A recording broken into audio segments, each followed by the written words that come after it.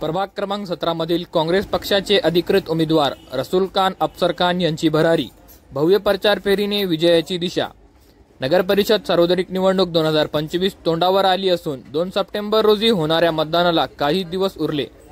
निवडणुकीचे वातावरण तापत असताना प्रभाग क्रमांक 17 मधील काँग्रेस पक्षाचे अधिकृत उमेदवार रसूल खान अफसर खान यांची आपल्या शक्तीचे दमदार प्रदर्शन करत भव्य अशी प्रचार रॅली काढली।